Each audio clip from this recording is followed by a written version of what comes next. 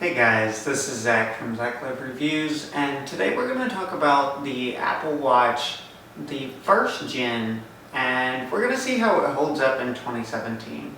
So let's get started.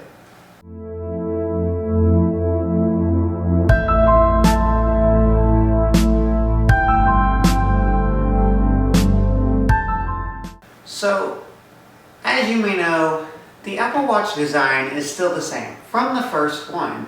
And that's not a bad thing, because walking around in public, people aren't going to know if you have the first gen, first series, second series, or, all of Apple's crazy naming scheme. However, does the processor hold up? Does the display hold up compared to all the new software that Apple has launched? So I have a first gen Apple Watch here, and we are running watchOS Beta 4, and so far it's really good, and there are moments of lag, of course. I don't know if the dual core processor in the new Apple Watch is better or if it's the same. So based on just everyday use, I have been using this since a couple months after its launch. The battery life is okay. I can get through my workday at least, and it charges really quickly though, so that's the good part. When I get home, I throw it on for maybe 10-15 minutes. Gives me the boost to get through the rest of the day. Even if that's running, jogging, as I do a lot. And so yeah, on that aspect, this Apple Watch really holds up over time in battery. The display gets really bright, so I do nighttime jogging, and it is a plenty brightness for me to go jogging on its lowest setting. But during the day, it is actually bright enough to see. I have to give Apple credit.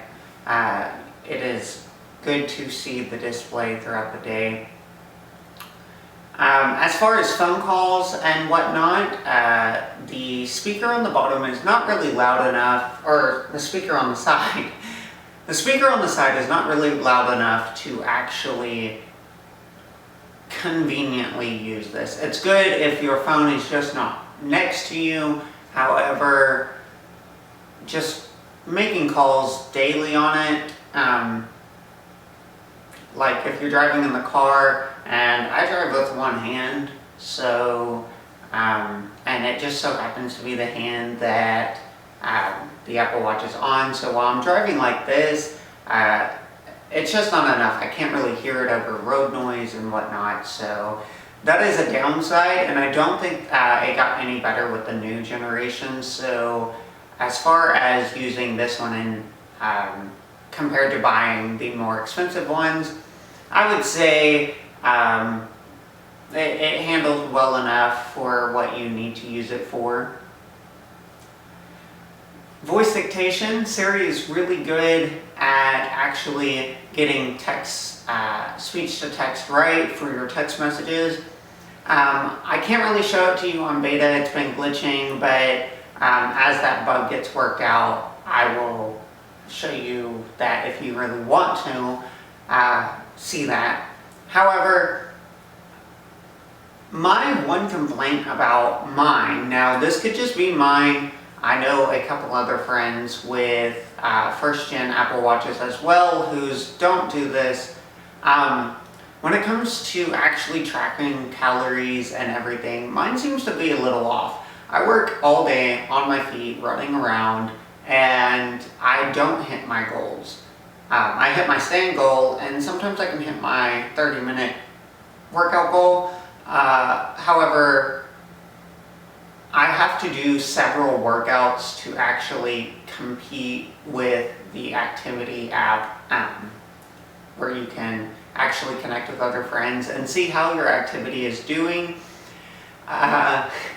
Because mine doesn't really track right, or it could just be something that I am doing wrong, Mine, I have to put in extra work, which I'm not complaining.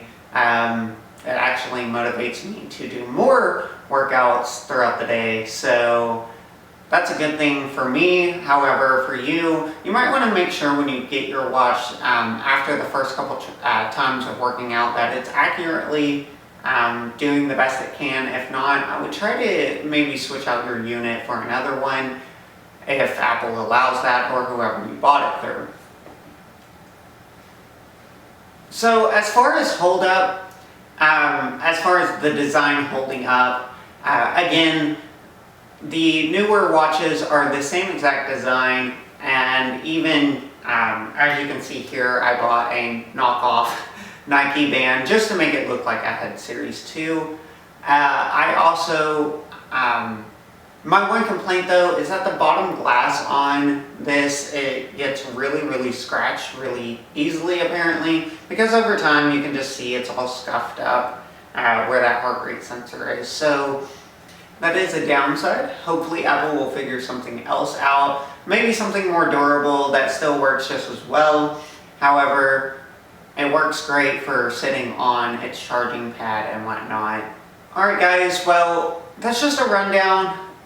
Besides the hiccups here and there, watchOS 4 seems really smooth, and I wanted to do this with Beta 4 because this is what's coming out when the supposed Watch 3 or Series 3 comes out, and sometimes you don't want to buy the latest and greatest, sometimes you want to cut corners and save the money, and I would say Gen 1 is still fantastically fast. It flows through the menus, no problems, some loading here and there, but even my friend's Watch Series 2 is doing it, so I don't really know how much of a performance boost you're going to get.